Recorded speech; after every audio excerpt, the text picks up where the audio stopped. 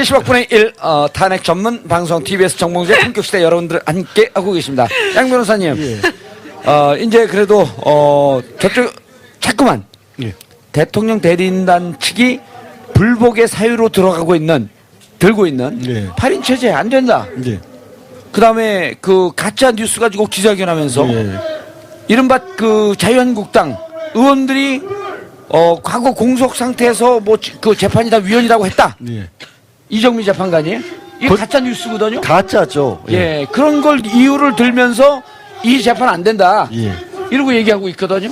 그것도 법리적으로는 아예 말이 안 되고 말씀드린 것처럼 9명인데 7명 이상이면 재판할 수 있다고 한 이유가 당연히 상식적으로 그중에서 헌법재판소가 운영하지 못할 정도로 멈춰서는 안 되니까 7명만 있으면 회의할 수 있다고 한 거고요. 그 다음에 제일 모순이 뭔지 아세요? 이게 9명일 때는 이게 인용을 하려면 3분의 2가 있어야 인용을 하죠. 근데 8명일 때는 4분의 3입니다. 그러니까 확률상으로는 사실은 인용할 확률이 더 어려워진 거예요. 그러니까 8명인 게 대통령 측에서는 유리하면 유리했지 불리한 건 아니에요. 그러니까 아주 숫자로만 놓고 본다면 단적으로. 그런데도 불구하고 자꾸 이런 것들을 이제 그 이의를 제기하는 거는 말씀드린 것처럼 결국에는 불복을 염두에 두는 절차고요. 정치인들이 특히 원희철 의원 같은 경우에는 있지도 않은 말씀을 하셔서 이정미 재판관이 저런 말씀을 전혀 한 게 아니고 어떤 얘기를 했냐면 헌법재판소에 이 결혼이 생겼는데 그거를 하루빨리 더 충원해주지 않는 국회가 잘못이라는 얘기를 한 겁니다. 그 국회의 잘못을 꾸짖는데 거기에 대놓고 또 잘못을 하신 거예요. 저런 거는 굉장히 현재의 시국에서 정치적으로는 안 되는 거죠. 갈등을 완화시켜야 될 게 정치인 역할 아닙니까? 정치인이잖아요. 그렇죠. 그거를 저렇게 더 갈등을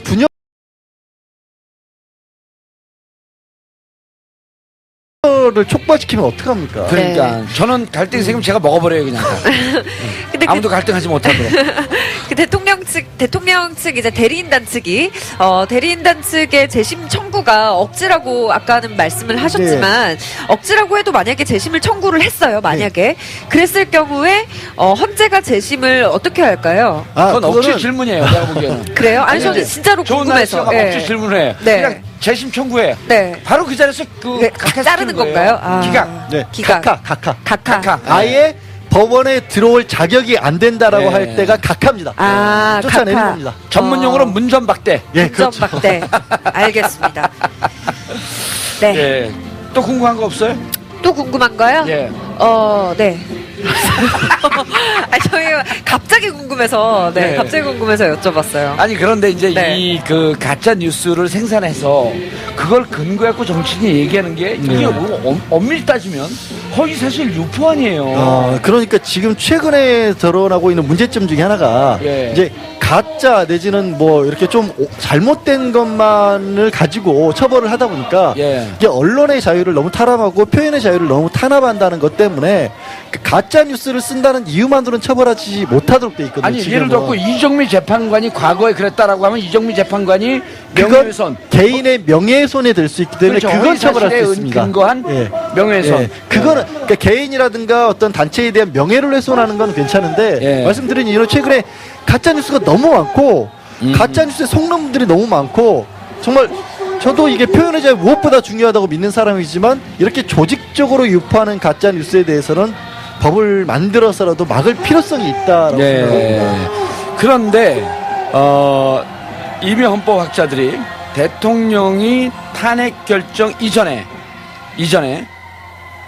사임을 하게 되면 그래도 탄핵 열차는 달려야 된다. 계속 해야 된다라고 함에도 불구하고 심지어는 탄핵 인용을 찬성하는 법률학자들조차도 3월 5일서부터 10일 사이에 대통령이 하야할 가능성이 있지 않냐? 이런 얘기를 또 막 만들거든요. 또 자유한국당에서 아니 미리 하야하면 법적 처벌을 받지 않는 이런 그 대화합을 해줘야 되는 거 아니냐? 물론 청와대는 공식적인 입장을 밝혔어요. 하야할 생각 없다. 근데 이렇게 생각합니다. 탄핵은요 형사처벌하는 것도 아니고 민사상 손해배상을 하는 것도 아니고 그 자리에서 물러나도록 하는 겁니다. 그 자리에서 물러날 만한 이유가 있느냐를 판단하는 것이고요. 나머지 만약에 불법적인 게 있다면 형사재판에서 처벌을 받는 겁니다. 일단 구별을 해야 되고 두 번째로 왜 파면에 대해서 그러니까 탄핵 심판에서 대통령에 대해서는 어떤 절차를 걸쳐서 자진하여야 할 수 있다는 얘기가 아예 법으로 안 정해놨을까요? 그렇죠. 국무총리, 뭐 총리, 장관 이런 분들에 대해서는 인사권자인 대통령이 파면하면 헌재가 더 이상 탄핵 심판할 필요가 없다고 정해놨습니다. 예, 종료된다 이렇게 돼 있죠. 대통령은 왜 없을까요? 인사권자가 국민이잖아요. 아하. 인사권자가 국민이니까 국민이 대신해서 헌법재판소에서 그거를 결정하겠다는 겁니다. 그거를 자발적으로 그만두고 나오면 헌법재판소가 없었다고 해야 될까요? 그럼 만약에 대통령이 하야를 해서 탄핵을 피할 수 있다고 한다면 앞으로도 대통령이 잘못해놓고 탄핵할 때마다 하야해버리죠. 그렇죠. 헌법재판소 넘어가는 순간 알았어 나 안 할래 이러면 되는 예. 겁니까? 그게 나랍니까? 아니잖아요. 예. 저는 그렇게 생각합니다. 이거는 이제 물론 법적으로 다툼은 있고 저의 어떤 개인적인 주관입니다만 저는 이것이 헌법재판소법 헌법에 그렇게 규정해 놓은 이유라고 저는 해석하고 싶습니다. 그렇죠. 그리고 국회법에 따르면 탄핵이 진행 중인 탄핵 소추가 진행 중인 사람은 임명권자는 파면하거나 혹은 사직을 할 수 없다 또 이렇게 되어 있거든요. 그 규정이 대통령에게 없는 이유가 말씀드린 것처럼 대통령은 임명권자가 국민이니까. 국민이기 때문에 그래서 이제 그 기록을 봤더니 이렇게 되어 있더라고요. 4월 혁명, 4.19 혁명이 일어나자마자 이승만 대통령이 하야해요. 그러니까 비서들이 뭐라 그러냐면 그냥 하야한다고 선언한다고 하야하는 게 되는 게 아닙니다. 사직서를 내야 합니다. 네.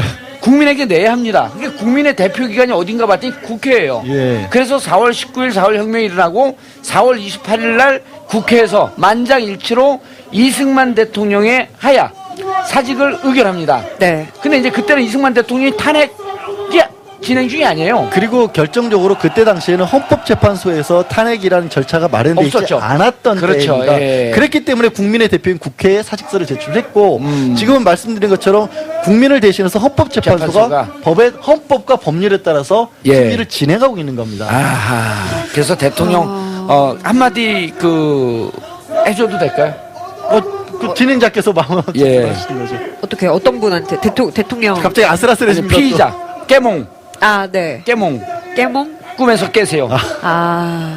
이게 깨몽. 이런 거 잘 모르나 보죠. 아니, 진짜 당황해서 이 자리에서 그런 얘기를 해도 되는 건지 당황해서.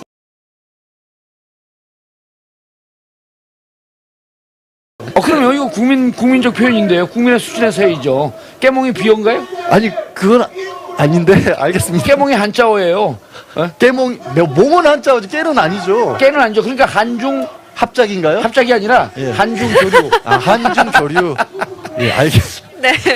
자, 우리 이제 계속해서 불복 프레임에 대해서 이야기를 예. 했어요. 대통령 대리인단 측에. 이런 불복 프레임은 어떤 지지층 결집을 위한 거라고 볼 수가 있을까요? 두 가지로 저는 나눠서 봐요. 일단 대리인단들이 주장을 하는 것도 그렇고 마지막 헌법재판소에서 이중환 변호사가 박근혜 대통령의 답변서를 대독을 했죠. 예. 그 내용을 들어보면 대통령은 아직까지도 뭐가 잘못된지에 관해서 인식을 못하고 있는 것으로 보입니다. 네. 그러니까 여전히 주변의 사람들의 일탈이었을 뿐이고 가장 큰 거 내 주머니에 돈 들어간 거 없다. 예. 그걸 아직까지 얘기를 하고 있어요. 그러니까 완전히 공개가 돼서 부인할 수 없는 일부분에 관해서는 뭐 연설문 표현 거쳤다 아니면 최순실이 그냥 내 옷가지 정도 챙겨준 사람이다 이런 걸로 최소한도로 인정을 하되 어쨌든 내가 직접적으로 이익을 취한 게 없냐 이거를 계속해서 주장하고 있기 때문에 네. 잘못하지 않았던 거고 대통령이면 그 정도 일을 할 수 있는 거 아니냐.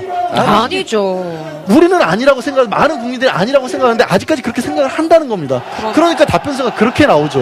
네. 그거가 하나가 있고 또 그 대통령의 말에 호응을 해주는 집단이 있지 않습니까? 예를 들어서 박사모 같은 데서 그렇게 호응을 해주니까 그런 부분에 대해서는 나랑 공감하는 사람들이 많구나. 우리 인터넷 언론과의 인터뷰에서 뭐라고 얘기를 했습니까? 촛불 집회의 태극 반대 집회가 2배를 넘어섰다. 예. 태극기를 들고 나오신 분이 애국심입니다. 네. 그러면 여기 나온 분들은 다 애국 안 하는 거예요? 매국하는 사람이에요? 아니지 않습니까? 그렇죠. 예, 그런 일환이라고 생각을 하시면 될 것 같습니다. 네. 예. 그런데요, 또 이런 상황에서 대통령이 박사모에게 편지를 썼어요. 네. 어떤 내용의 편지? 박사모 전체에게 편지 쓴 거예요? 아니면 박사모 사이트에다가 편지를 보낸 거예요? 편지를 썼다고. 네. 박사모 사이트에다 공식적으로 쓴 거네 그러면. 그러니까 박사모에서 편지를 100만 통의 편지인가를 보냈다. 아하. 그리고 박사모에서요? 거기에 대해서 고맙다라는 답장을 받았다고 박사모에서 올렸습니다. 그러니까 아. 어떤 내용인지는 잘 모르겠고 예. 뭐 나라를 걱정하시는 많은 시민들이 있어서 고맙다. 이런 식의 답장을 보냈다라고 합니다. 근데 박사모가 100만 명에게 편지를 보냈다라고 하는 것은 이런 건데 박사모 회원은 일단 박사모 회원은요 10만 명 조금 넘어요. 대한민국 정치인 중에서 가장 많은 회원을 갖고 있는 건 저예요. 18만 명. 네. 아, 저는 24만 명까지 갔다 6만 명 빠졌어요. 제가 활동을 못 하니까. 예. 박사모도 한 15만 명쯤 되는데 100만 명한테 돌렸다라고 하는 것은 무차별로 뿌렸다는 거거든요. 아니 그렇겠죠. 예. 무차별로 모았거나 뭐 하여튼 뭔가 있었겠죠. 주위에 막 주소지를 예. 모았고 뿌렸을 수 있는데 저렇게 하는 것이 대통령이 마지막까지 난 여기에서 승복할 수 없다. 그러니까 승복할 수 없다는 것도 당연히 보이고요. 예. 말씀드린 것처럼 전혀 탄핵 사유가 없다라고 여전히 생각하고 있는 것 같고 지극히 부적절하다라고 저는 말할 수밖에 없는 게 어쨌든 권한이 정지되어 있다라는 얘기는 헌법재판소의 결정을 겸허하게 받아들여야 되는 거고 예. 일단 법적 책임을 떠나서 정치적으로도 대통령 스스로 이런 자리까지 만들어냈다는 것에 대해서 최소한의 책임이 있지 않습니까? 실제로 탄핵이 되건 말건. 예. 그러면 그런 상황에서 일부 자신을 지지하는 사람들이 이런 편지를 보냈다고 할지라도 마음속으로 고맙다고 화해죠. 왜 그거를 공식적으로 또 답장을 보내서 그쪽에서 다시 한번 이런 문제를 가지고 대통령이 우리의 목소리를 듣고 있구나라고 마치 힘을 모을 수 있는 그런 계기를 마련해 주는 거 아니겠습니까? 역시 부적절하다고 말씀드릴 수밖에 없을 것 같습니다. 예. 이제 지금 단계에서 마지막에 지금까지 헌재를 중심으로 해서 여론조를 폈는데 또 다른 제3의 여론전을 준비하는 거 아닌가 이런 우려도 좀 드는데요. 예, 그런 상황이 될 수밖에 없죠. 그리고 뭐 최근까지도 사실 오늘도 그런 얘기는 나왔지 않습니까? 이제 광화문 쪽으로 반대 집회에서 이렇게 가까이 간 건 처음이니까 예. 어쩌면 대통령이 거기에 힘을 실어주기 위해서 어떤 얘기를 할 수도 있었다라고 하는데 아직까지는 없었던 걸로 알고 있고요. 바라건대 말씀드린 지금 헌법재판소가 뭐 우리 헌법과 법에 따른 절차를 진행하고 있으므로 다른 누구보다 법과 원칙 그렇게 강조를 하시지 않았습니까? 예. 따라야죠. 겸허하게. 대통령이 따를 거면 애당초 저렇게 그 헌법 유린하는 이런 행동을 좀 안 하지 않았을까요? 뭐 저는 그래도 최대한 그렇게 바라고 싶습니다. 추운데 떨면서 방송했고 촉이 좀 떨어진 것 같아요. 아니 우주에 간절히 기원하고 있습니다. 그래 주기를. 예. 자, 이제 그 마지막으로 이제 이런 게 궁금한데요. 이정미 재판관이 뭐 3kg 빠졌다. 네. 정말 이게 그 역사상 둘도 없는 아마 이게 다시 오지 않을 그러한 그 탄핵 심판 같은데 8명의 재판관들이 성향이 이제 뭐 대체로 다 보수적인 성향분들이 많지 않습니까? 네. 그리고 대통령 임명한 분들, 대법원장 임명한 분들, 국회에서 임명한 분들 해갖고 보면은 한 뭐 9명일 때 2대 9, 3대 6 정도로 이제 이렇게 보수적인 성향이 많은데 그분들의 그런 개별적인 정치적 성향이 이번 판결에 영향을 미칠까요? 저는 딱히 그렇다고 보진 않습니다. 워낙 그리고 중대한 이제 거기 때문에. 재판관들은 예. 그러니까 법에 종사하는 사람들은 이게 법 자체가 보수적입니다. 가장 그렇죠. 최후의 순간에 개입을 해야 하는 것이 법입니다. 예. 근데 그런 일들을 항상 해온 사람들이기 때문에 성향은 대부분 보수적인 어떤 성향, 정치적인 게 아니라 성향 자체가 보수적일 수밖에 없는 그런 바탕을 기본적으로 가지고 있고요. 법 자체가 보수적이기 때문에 예. 재판관들의 기본적인 성향은 보수적일 수밖에 그렇습니다. 없다. 아하. 그런데 이렇게 생각하시면 어떨까요? 그렇게 보수적인 사람들이 보기에도 도저히 이거는 묵과할 수 없다. 그냥 넘어갈 수 없을 정도의 사안이라고 한다면 그분이 평소에 정치적으로는 보수건 진보건 넘어서서 이거를 받아들일 수 없다라고 판단할 가능성이 저는 높다라고 봅니다. 예. 그러니까 법을 하는 사람들이 또 지켜야 될 것을 안 지킨 것에 대해서 좀 지나치게 깐깐할 정도로 엄격하거든요. 그러니까 또 법을 하지 않습니까? 예. 그런 부분에서 본다면 헌재 재판관들의 정치적 성향을 나누고 분류하고 여의도에서 그런 거 자꾸 찌라시면 안 된다고 하던데 아무 의미 없는 거라고 저는 생각합니다. 예, 여의도 정치인들은 너무 공학적으로 따지는 걸 좋아해요. 그러니까 정치공학 그분들은 그렇게 그러니까 각자가 몸을 담고 있는 집단에 따라서 생각하는 게 달라지지 않습니까? 예. 제가 설명드린 것처럼 헌법재판소 재판관들은 법원에서 검찰에서 평생 법만 붙던 분들이기 때문에 예. 그 법에 근거해서 생각을 하는 분들입니다. 그래서 예. 정치적인 신념과 결론과는 영향관계가 없다라고 제가 자신 있게 말씀드릴 수 있습니다. 예. 그리고 뭐 누가 자기를 임명했기 때문에 뭐 그분이 만약 그 법의 심판을 받고 구속되는 이런 상황들 이런 등등에 대한 고려도 사실은 하면 안 되는 거 아니에요? 법관의 양심에 대해서 법을 처음 공부할 때 배웁니다. 왜냐하면 법률가의 양심은 자기 개인의 소신하고 달라야 한다. 그러니까 법이 시키는 것들이 법률가의 양심이어야지 내가 어떤 생각을 하는 것은 중요하지 않다라고 배우는 것이 법조인들이 처음 배우는 덕목입니다. 자기 소신과는 상관없다는 거죠. 예, 관계가 없다.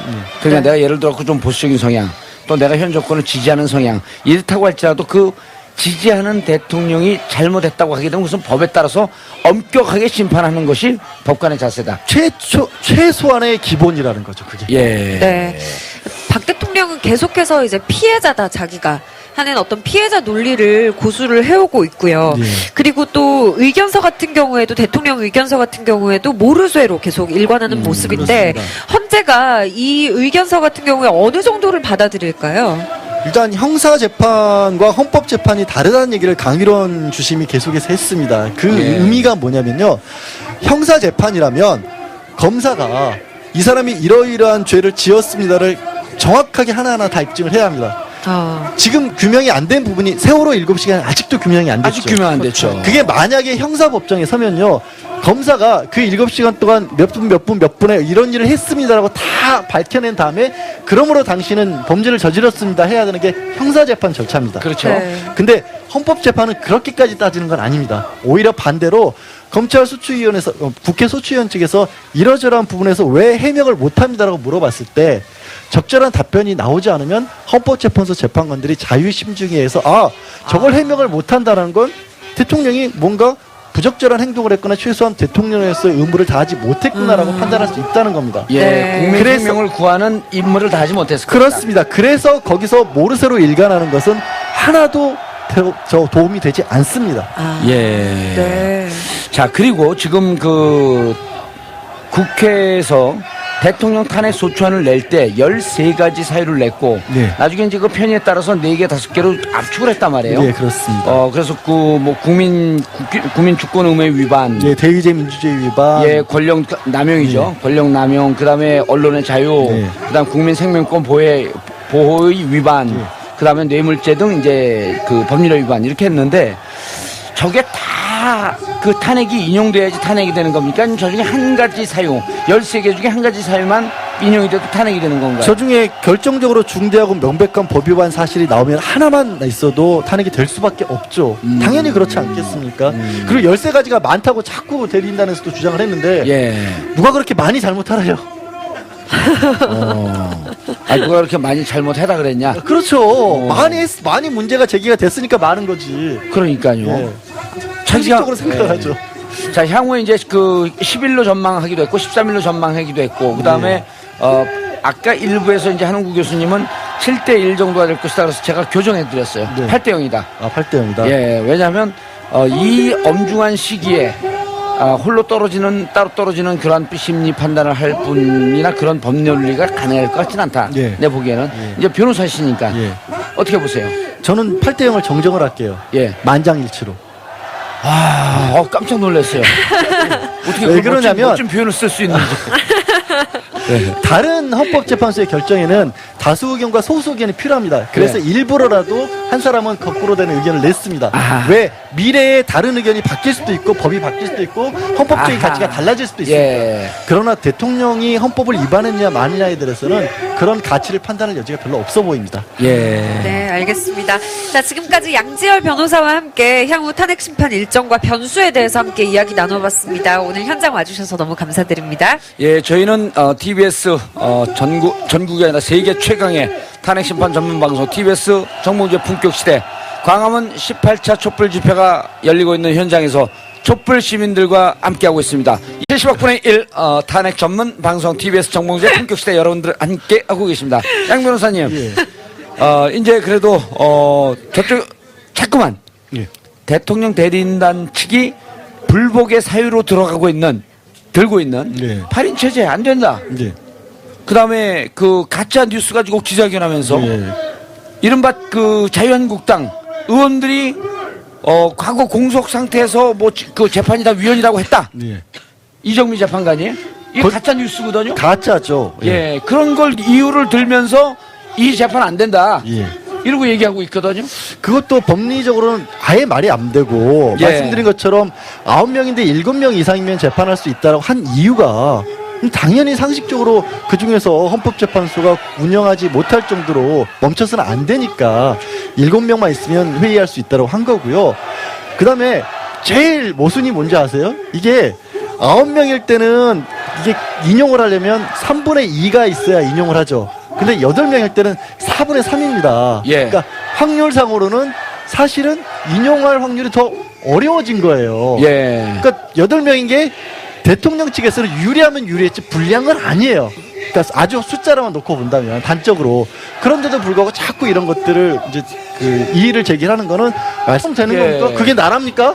아니잖아요. 예. 저는 그렇게 생각합니다. 이거는 이제 물론 법적으로 다툼은 있고 저의 어떤 개인적인 주관입니다만 저는 이것이 헌법재판소법 헌법에 그렇게 규정해 놓은 이유라고 저는 해석하고 싶습니다. 그렇죠. 그리고 국회법에 따르면 탄핵이 진행 중인 그 탄핵 소추가 진행 중인 사람은 임명권자는 파면하거나 혹은 사직을 할 수 없다 또 이렇게 되어 있거든요. 그 규정이 대통령에게 없는 이유가 말씀드린 것처럼 대통령은 임명권자가 국민이니까. 국민이기 때문에 그래서 이제 그 기록을 봤더니 이렇게 되어 있더라고요.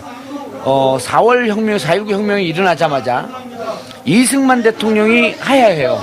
그러니까 비서들이 뭐라 그러냐면 그냥 하야한다고 선언한다고 하야하는 게 되는 게 아닙니다. 사직서를 내야 합니다. 네.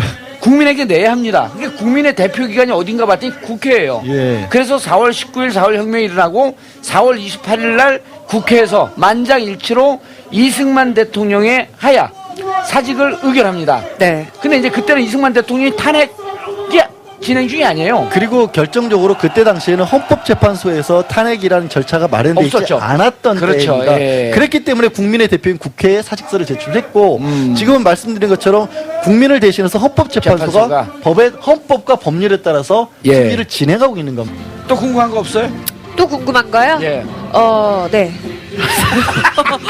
저희 갑자기 궁금해서, 네. 갑자기 궁금해서 여쭤봤어요. 아니 그런데 이제 네. 이 그 가짜 뉴스를 생산해서 그걸 근거해갖고 정치인이 얘기하는 게 이게 뭐 엄밀히 따지면 허위사실 유포 아니에요. 그러니까 지금 최근에 드러나고 있는 문제점 중에 하나가 예. 이제 가짜 내지는 뭐 이렇게 좀 잘못된 것만을 가지고 처벌을 하다 보니까 예. 이게 언론의 자유를 너무 탄압하고 표현의 자유를 너무 탄압한다는 것 때문에 그 가짜 뉴스를 쓴다는 이유만으로는 처벌하지 못하도록 돼 있거든요. 아니 지금은. 예를 들어 이정미 재판관이 과거에 그랬다라고 하면 이정미 재판관이 명예훼손 개인의 명예훼손이 될 수 있기 때문에 그렇죠. 그건 처벌할 수 허위사실에 있습니다. 근거한 예. 명예훼손. 예. 그거는 그러니까 개인이라든가 어떤 단체에 대한 명예를 훼손하는 건 괜찮은데 예. 말씀드린 이유로 최근에 가짜 뉴스가 너무 많고 가짜 뉴스에 속는 분들이 너무 많고 정말 저도 이게 표현의 자유 무엇보다 중요하다고 믿는 사람이지만 이렇게 조직적으로 유포하는 가짜 뉴스에 대해서는 법을 만들어서라도 막을 필요성이 있다라고 생각합니다. 네. 그런데 이미 헌법학자들이 대통령이 탄핵 결정 이전에 사임을 하게 되면 네. 그래도 탄핵 열차는 달려야 된다. 계속 해야 된다라고 함에도 불구하고 심지어는 탄핵 인용을 찬성. 말씀드린 것처럼 결국에는 불복을 염두에 두는 절차고요. 네. 정치인들이 특히 원희철 의원 같은 경우에는 있지도 않은 말씀을 하셔서 이정민 재판관이 저런 말씀을 전혀 한 게 아니고 어떤 얘기를 했냐면 헌법재판소에 이 결혼이 생겼는데 그거를 하루빨리 더 충원해주지 않는 국회가 잘못이라는 얘기를 한 겁니다. 예. 그 국회의 잘못을 꾸짖는데 거기에 대놓고 또 잘못을 하신 거예요.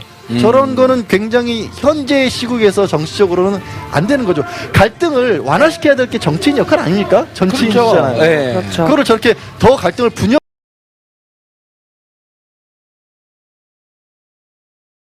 를 촉발시키면 어떡합니까? 그러니까 저는 갈등이 생기면 제가 먹어버려요 그냥. 근데 아무도 갈등하지 못하도록.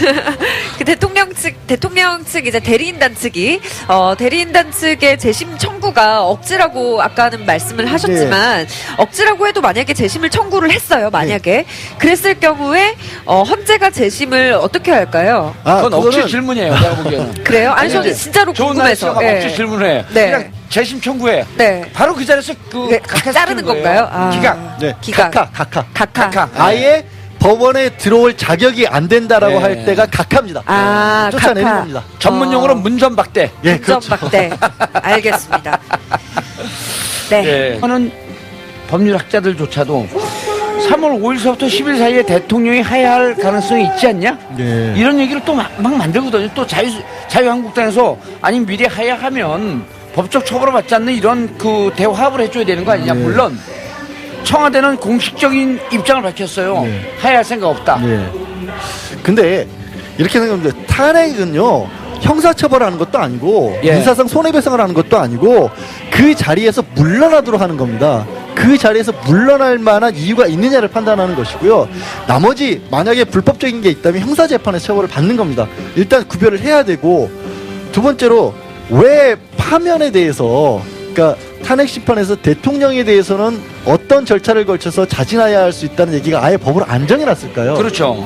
국무총리, 뭐 총리, 장관 이런 분들에 대해서는 인사권자인 대통령이 파면하면 헌재가 더 이상 탄핵 심판할 필요가 없다고 정해놨습니다. 예, 종료된다 이렇게 예. 돼 있죠. 대통령은 왜 없을까요? 인사권자가 국민이잖아요. 아하.